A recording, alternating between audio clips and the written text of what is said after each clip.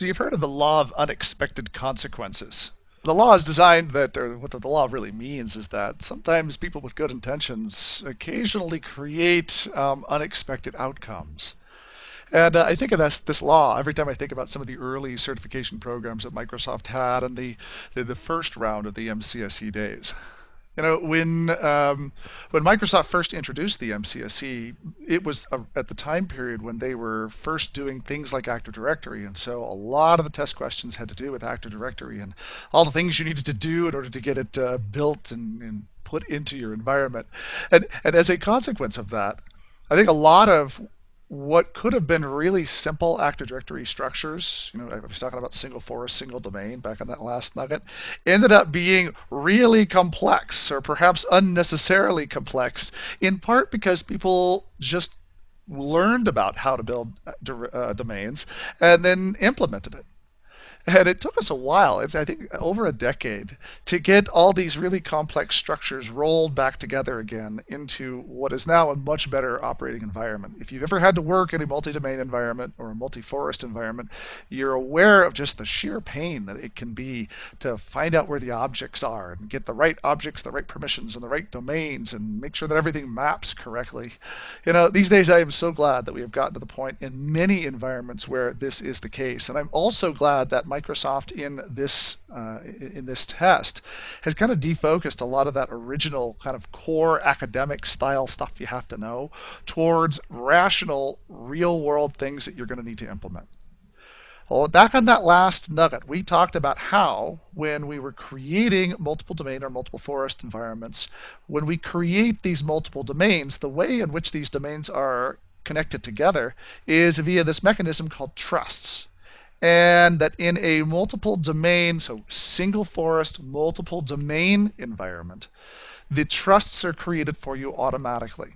So again, if I've got company.com down here and I create developers.company.com and production.company.com, as soon as I create those domain controllers, and as soon as I associate them with the root domain up here, well, the trusts are automatically laid into place. And this can continue down as far as we need to, all the way down the tree. This is somewhat different when we incorporate the connection of multiple forests together. I mean, if you think about it, Company and Bob's Biscuit Factory had nothing to do with each other until the day that two executives sat down on the golf course and decided that they want to merge their two companies together. So, whereas in the multiple domain single forest world, you're not going to spend much time doing too much trusting. There is one specific use case where you will. That's called a shortcut trust. You're not going to see much of the use of these things out in the wild. You may occasionally see it in the cases of mergers and acquisitions, or if you need to spin off pieces of your company. That's where you tend to see most of these types of things actually happen in your actual personal experience. Now, in this nugget, we're going to talk about four things. Okay, we're going to talk about the different kinds of trusts and really the rules of trusts. I've got a whole long list of things that you just got to know for the test because they are the long-standing rules of what trusts are, how to think about them, and what they mean. Then we'll talk about three little pieces of the implementation of trusts that you got to be aware of because there are just some options that you need to think about when you go about creating a trust. One of which is the type of authentication, so forest-wide or selective, whenever I'm creating forest trusts.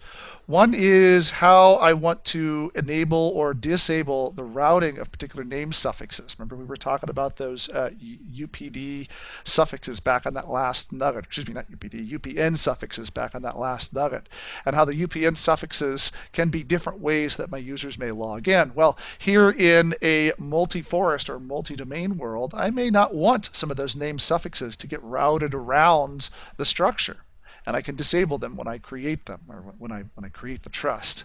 And then lastly is this thing that's by default always on that you should probably never ever disable except in a very rare circumstances that I can't even really think of, but is something that you should know because it's a buried command that is part of NetDOM. So I will show you what it is, I will explain what it means, and then I'll tell you probably after you take the test, just ignore this for the rest of your time. So here in this nugget, we're going to spend a minute actually creating a trust. I've got two different forests put together here so we can take a look at what it looks like whenever you actually get to put two forests together. This should be something cool because, to be honest, the number of times that you get an opportunity to do trusts, this almost never happens in a person's career. So if you do get an opportunity to connect a couple of forests together, consider yourself lucky because that there are not a lot of IT pros that get an opportunity to really do this, and it's kind of cool, honestly, to be able to see these, this domain and this domain get trusted together, and then the objects just, authenticating backwards and forwards. It's neat to be able to be a part of that. If you should get that opportunity, you gotta respect the rules of trusts. And for the most part, these rules haven't evolved for generations. So I've got a long list of just stuff here, and I apologize for just the big black space that I've created here, but I want you to be aware of the following rules because these have been test questions since the beginning, and they may be test questions again. So when I create a trust, let me remove my little thing here. Okay, so when I create a trust, let's go back here to my example before. Let's say I have two different companies. So company dot PRI, and I talked about the biscuit factory before, but I'm actually going to trust this to my own personal network here, which is a specialized dot net. Okay, this is my own domain. So here in our demo, we're going to create a trust. Now, when you do create a trust, there is a thing you have to think of what we think of as the directionality of the trust, or which way does the arrow point.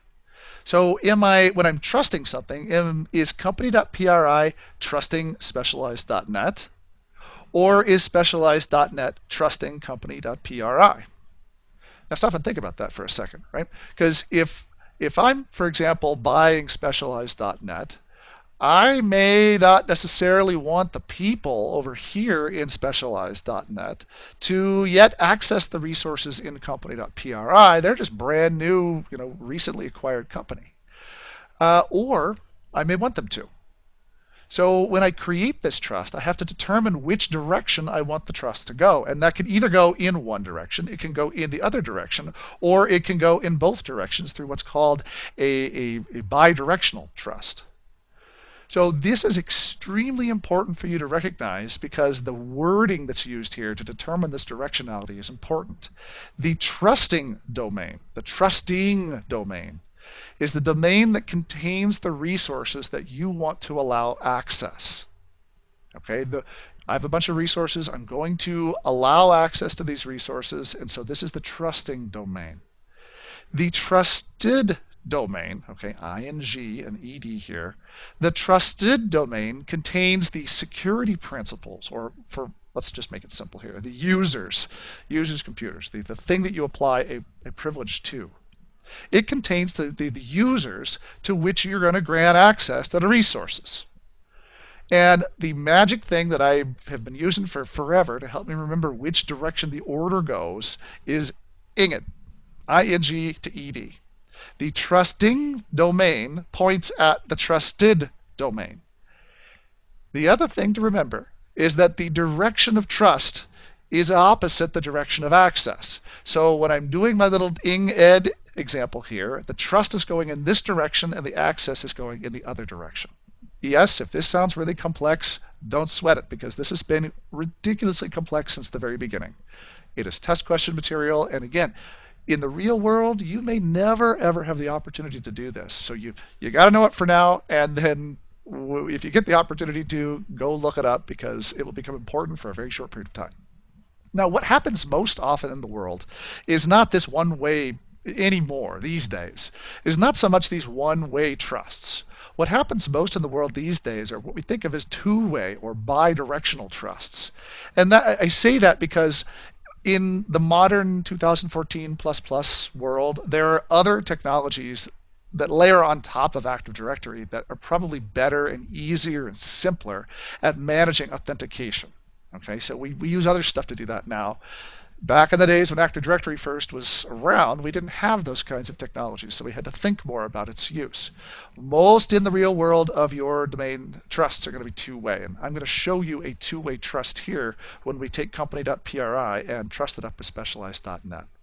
Trusts, when you create them, can be transitive, meaning just like the transitive property. If A, then B, if B, then C, if A, then B, and if B, then C, well, then definitely A, then C. So that's the mathematical transitive property. And depending on the type of trust that you create and the settings that are associated with that type, you can optionally choose whether that type is going to be transitive or not. I'll talk about selective authentication as another mechanism here in just a second.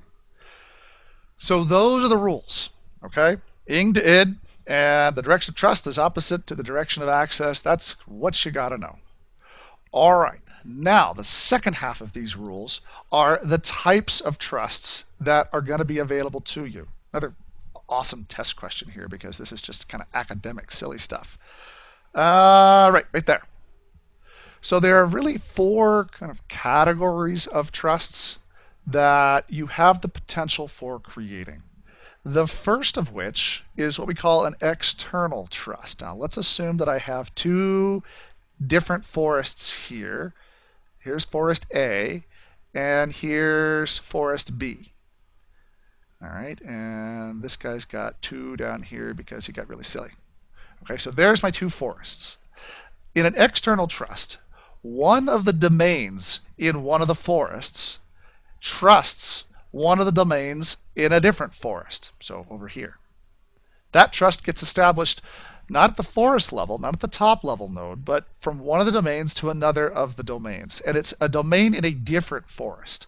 That's important to recognize when it comes to an external trust.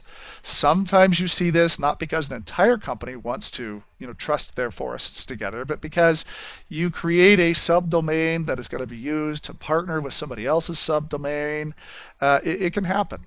Now, this doesn't tend to happen really that often in the wild, again, because there are better technologies to accomplish this today.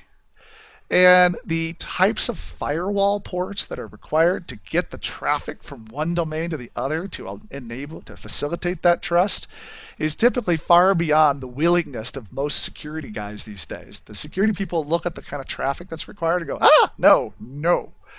So you can do this, but you just don't see this happen that often in the wild. Okay, so be aware that you can do it. Be aware that you probably never will. Now, a shortcut trust does actually happen sometimes in environments where people have gotten so ridiculous with the numbers of domains that they've created a domain tree that has become exceptionally deep. Okay, so this is, company.com, and this is developers.company.com, and this is, the smart developers at company.com, and this is the really smart developers at company.com, or whatever. Well, when the really smart developers at company.com need to talk to the really ridiculous production people at company.com, in order for the people over here to be able to authenticate against resources all the way over in this tree, they've got to go hop, hop, hop, hop, hop, hop. What is that? 1, 2, 3, 4, 5, 6 different hops. That's a lot of hops, right? And the amount of time it can take just for your authentication request to get through all these hops and probably across geographic locations can be a bit of a nightmare. So a shortcut trust literally is designed to shortcut that process, to take this domain to this domain for no other reason than to accelerate the process or accelerate the authentication among resources in far-reaching branches of a tree. You don't ever have to do this if you have a small tree, but if you have a very large tree, sometimes these shortcut trusts can accelerate things. You're literally shortcutting from one step to the other. So those are the two that you probably are not going to see that much in the wild, but you do have to know them for the test. There is a third one here that is a realm trust that you see occasionally. You see it sometimes.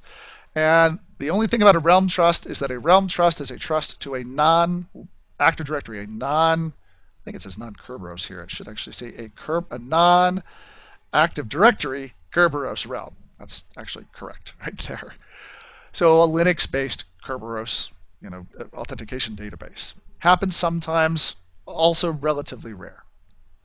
Now, the one where you do see it occasionally are these forest trusts, and this is literally a trust between two entire forests. So back up here with the forest number one on this side and forest number two on this side, a forest trust happens when the top node, the root node of both of these forests, ends up trusting each other. And the neat part about this is that when I create a forest trust, I'm essentially linking all the domains of all the forests. Also, a forest trust is always a transitive trust. The point here is literally to connect these two organizations together from an authentication standpoint. Now, even though it is always transitive, there may be some situations where you don't want that transitivity to be complete throughout the entire new, much larger structure. So maybe you want to be able to choose where people can authenticate even though there is this full transitivity.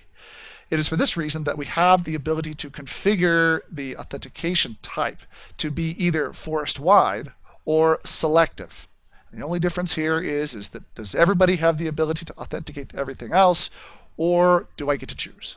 Very, very, very important point here is the fact that when we talk about configurable authentication, we are talking about authentication and not authorization.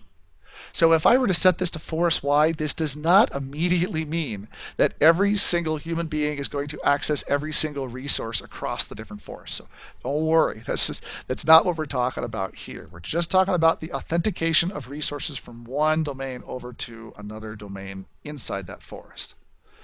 So these are the rules of trusts. And again, don't worry if you're not getting this, because I will tell you that indeed the rules of trusts are complex, and Microsoft prides itself on making them that way, I think just to make the test questions that much harder sometimes. I don't know.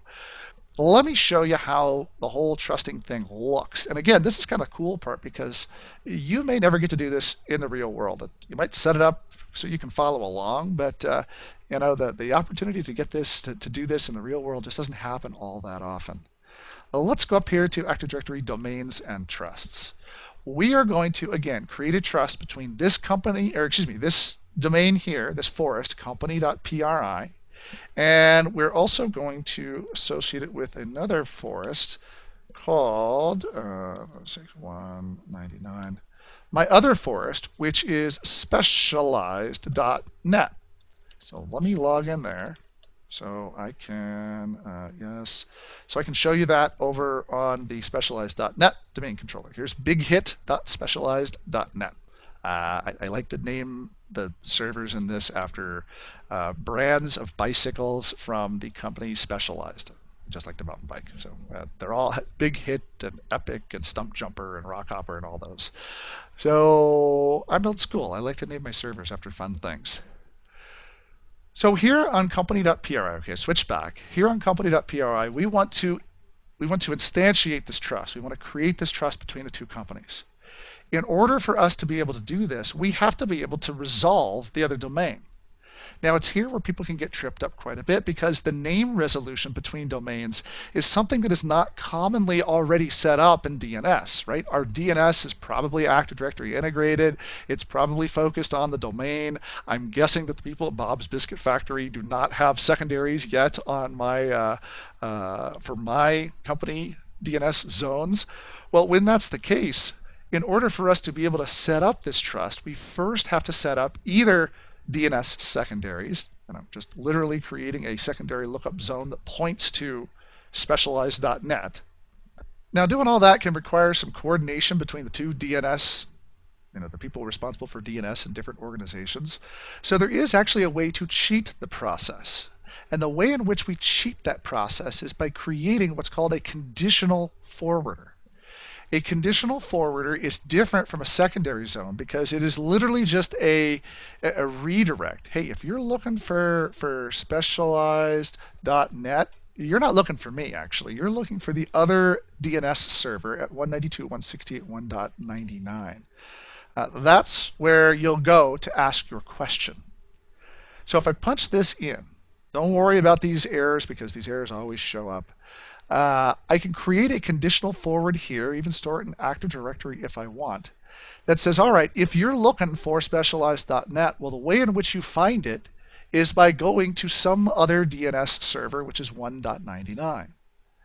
I should accomplish this over on the other server as well. So here in Big Hits DNS zone, I want to create a conditional forwarder over here for company.pri and set that to 192.168.168.1 dot, what is his IP address? 192.168.1 dot 200. Okay, so delete, and 192.168.1.200. Okay, gotta have, just like with routers, we have to have both sides of things working. So now I have a conditional forwarder on this domain, which is, oh, that's funny, I already have a secondary set up here. So conditional forwarders work, secondaries work as well. You can choose whichever you like, but I gotta have them so that I can least resolve from one side to the other. Doesn't matter how you do it. Once you've accomplished that, then the process to create the trust is relatively simple. Let me go here, and then back to Active Directory Domains and Trusts. Let us create a trust now here by setting a new trust. Remember when I told you you go from ing to ed, trusting to trusted? Here's trusting, trusted, right? Trusting, trusted. I think is how that goes. Let's connect up here to specialized.net. There's the domain I'm looking for, and this is going to be a forest trust between two forests. It is going to be a two-way trust because I want to authenticate backwards and forwards across both forests. I love this screen. I'd say this is a new screen, but it's a new screen as of at least a couple of versions ago. But in this single screen, I can create both sides of the trust in one wizard. I don't have to go and hop back and forth between two servers anymore to create both sides of the trust. So let's create the trust for both domains, this and the specified domain. For specialized.net, we'll do, I think it goes in this format, specialized G shields and the password. And then for, I'm already authenticated here in company.pri because obviously I've logged in. And then how do I want to set my authentication? Everybody authenticates to everybody, or do I want to selectively identify access for each domain and server? I will tell you, this adds a whole host of additional complexity to the process. This will drive you mad in using selective authentication. And not only do I have to determine authorization like NTFS terms, I also have to determine authentication options as well. So we will keep things easy with our forest-wide authentication here on both sides. So notice how this is like this local forest and specified forest, and then we're good. So that, hopefully, creates the trust between these two forests. Or it doesn't. Error here. No logon servers available to service logon request. Okay, well, let's see. What's wrong here? Got a couple of these forest problems here. We'll remove them so we can just see why this isn't working. And we'll remove the trusts out there if I can. Let's see here, specialized.net. Oh, we're going to remove. I want to show you actually a couple of interesting little tricks you can use whenever you have problems like this, because figuring out why these error messages happen is sometimes a little bit challenging. So I'm going to bring up an elevated command prompt here just to give you a couple of tools that you can put in your quiver for helping you figure out when you have problems with these sorts of things. I told you that these trusts are all kind of sitting down upon the name resolution that we get out of DNS. And so we have to make sure first and foremost that we actually have DNS functioning. Let's just see. NS lookup company.pri. So I'm looking up actually the domain name here. Yep, that works. NS lookup specialized.net. And that works. So we definitely have name resolution on this side. Probably should repeat the process over here on this side as well. If I open up another command prompt and run as administrator. So let's test it over here. NS lookup company.pri, and that works. And NS lookup specialized.net. So we definitely have name resolution between these two domains, but why are we still getting this error message? It could be a timing issue, just something going on between the creation of all the DNS records that are associated with this domain, One other test that is kind of a cool one you should be aware of is one called NL test. And we'll talk more about NL test when we get into the sysvol chapter, but NL test ds get GDC is a mechanism that will let me check to see if a domain controller is actually responding or not. Let's see, specialized.net. Yep, actually we have a good response from bighit.specialized. This is from the machine DENDC1. Let's check it over here too. So now I'm on BigHit. So let's do NL test ds get dc company.pri. And if I do everything, get, of course, not get dc company.pri. Yep, we have a successful response over on this side too. Maybe that was just an error message. Let's give the wizard another try over here. So let's create a trust, new trust here to specialized.net. I'll click next here. It's a forest trust, again, two-way for both servers. And we're going to punch in the specialized username and password that we'll use to authenticate the two trusts. And, whoops, I already have a trust over here in the other domain. Goodness gracious, there are so many different ways in which you can really screw this up. You know, it's funny because sometimes with these presentations, putting these videos together, I kind of cut out all the mistakes so that you don't actually get a chance to see it. But these are nice because these trusts are so challenging to put together sometimes. And it's actually useful to be able to see sometimes the challenge that it takes just to get these silly trusts to function whenever you're connecting multiple domains together. It's also handy to recognize if you're having this much trouble just getting the trust up and operational, how much extra work it can be in trying to manage the resources between these two domains. So let's try this a third time, because third time is a charm. Forest trust here, two-way between the two domains, specialized.gshields, and the password. Choose next for forest-wide authentication on both sides, and ta-da! Okay, so third time indeed was a charm. So a trust has now been established. Now, when we create this trust, we have another step in the process, which is actually one of the things we need to accomplish here for this nugget, which is to configure the name suffix routing on the trust. It's here where we can identify for the authentication requests which of the name suffixes are going to get routed to the local forest. Okay, so there's multiple here, company.com, company.pri, because we set those UPN suffixes before. Do I want in the other half of the forest, in the other side of the forest, to route both of these name suffixes in company.com or just one of the name suffixes in company.com? So this gives me the ability to limit things again if I've made those changes back like I did just a little bit ago. Choose next here, complete the trust here. I do want to confirm the outgoing trust, confirm both of them, make sure we're all happy, and then we're good to go. Once we've set these up, you can go back here and then make other changes if you want. We'll talk a little later on about AES encryption, but if the other domain supports the additional stronger encryption on Kerberos, we can support that here. We can revalidate the trust. We can adjust which of the name suffixes are going to be enabled or disabled in this forest, or even adjust the authentication configuration we have here. In reality, in the real world, whenever you get done with this, you pretty much set this thing up and then you don't really mess with it much anymore. One of the benefits that you do get after completing the trust is the ability to access objects from one domain into the domain into another domain. So let's say, for example, that I need to add in, for example, the administrators in one domain to the admins group in another domain. It is here where I can come into Active Directory users and computers and add in the members of other domains. So change the location here to specialized.net and then punch in the administrators group, or administrator, but administrators, domain admins, excuse me. The domain admins group from specialized.net to be a member of the administrators group of company.pri.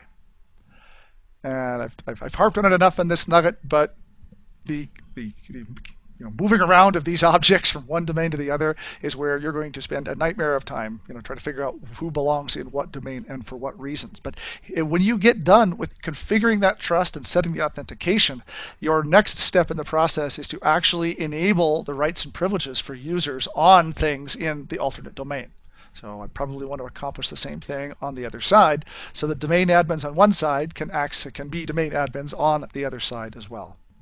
Now, as you can imagine, whenever we do this process of setting these two domains together, it is entirely possible that users in a trusted forest could be able to actually elevate their privileges in a trusting domain if there's some sort of mismatch of the SIDs or similar security IDs between the users of the different domains.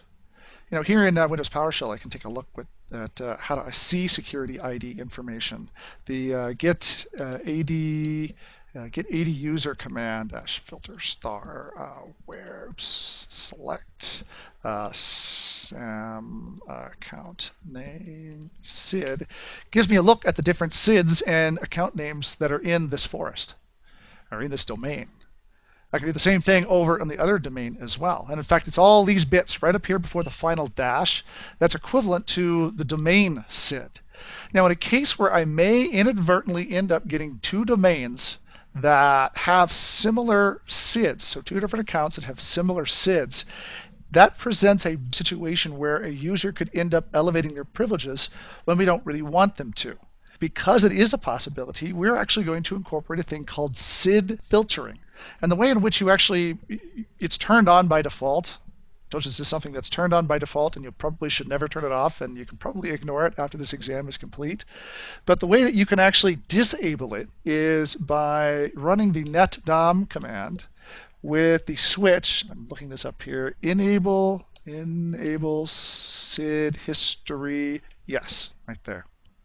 You may also recognize SID history if you've done any other previous Active Directory migrations as one of the mechanisms that can be used also for maintaining these extra SIDs as objects are migrated from one domain to the other. That is totally not a topic for this test, but if you're ever doing a migration between domains, SID history becomes something very valuable to you because that's how you maintain the SIDs between domains. But most importantly, what have we talked about in this nugget? In this nugget, we have talked about trusts and all the interesting academia associated with trusts. There are four kind of major types here: external, forest, shortcut, and realm trusts. Many of these in the 2014 and forward days are the types of trusts that you're probably not going to implement, but you need to know what they are for the exam. We talked about how to limit trusts and set the authentication mechanism on that trust, forest-wide versus selective. We talked about that SID filtering and this very interesting SID history setting that you can enable on your domain. If you're interested in learning more about domain resource migrations, SID history is going to be your world for a period of time during that migration. And then we also talked about how to enable or disable name suffix routing if I've configured new user principal names, UPNs, in one of the forests associated with this trust. Coming up next, we will continue our exploration of Active Directory in these complex environments. And one cannot talk about Active Directory in complex environments unless one talks about the multiple site configurations of Active Directory.